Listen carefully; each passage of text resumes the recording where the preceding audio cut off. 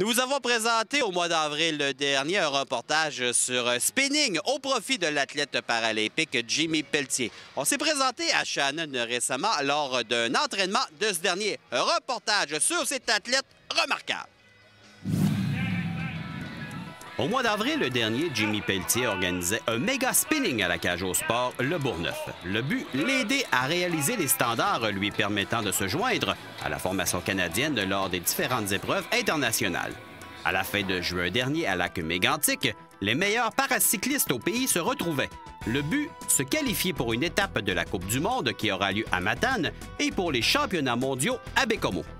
2 semaines après, mais j'attendais la sélection pour savoir si j'allais à Baie-Comeau. Puis j'étais vraiment stressé. Puis je me disais, mais gars, j'ai tout donné ce que j'avais. Tu sais, c'est quand même juste ma 2e saison. Puis il est arrivé ce qui est arrivé. À un moment donné, le vendredi matin, j'ai reçu un email. Puis c'était marqué, mais gars, vous êtes sélectionné pour la Coupe du monde et les championnats du monde. J'étais vraiment content. Puis c'est ça, tu sais, j'ai juste 36 ans. L'autre, mais il était quand même, il était plus âgé un peu.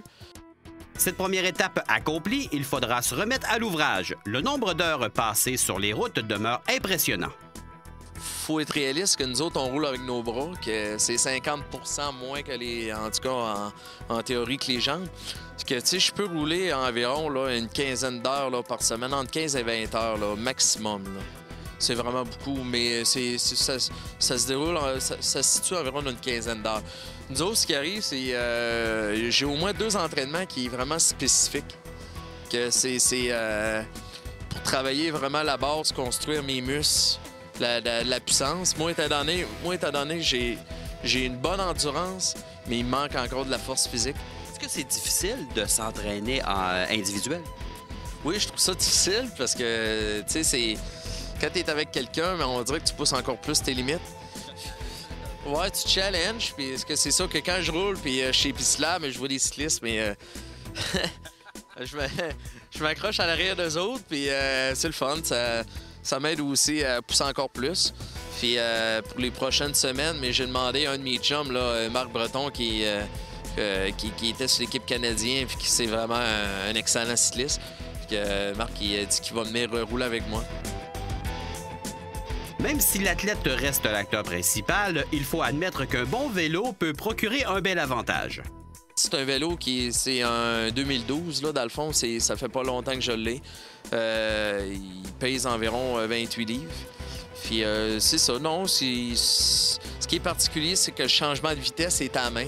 C'est pour ça que quand je monte les côtes, même moi, il faut que ça soit plus facile. Mais non, c'est pas mal là, la même affaire là, que debout. Ben, je suis couché, je suis très bien, je suis bien correct et je bronze bien avec le soleil. Bon monsieur en profite pour se faire bronzer, mais trêve de plaisanterie. Se retrouver à quelques centimètres du sol implique une sécurité exemplaire. Je mets un drapeau à l'arrière de mon vélo, là.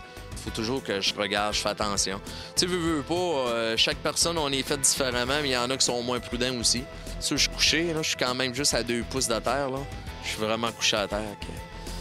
Mais ça fait partie de la vie, puis je fais le mieux que je peux, je fais attention. Puis, Alors continue de faire attention et bon succès aux championnats mondiaux dans la ville qui t'a vu naître.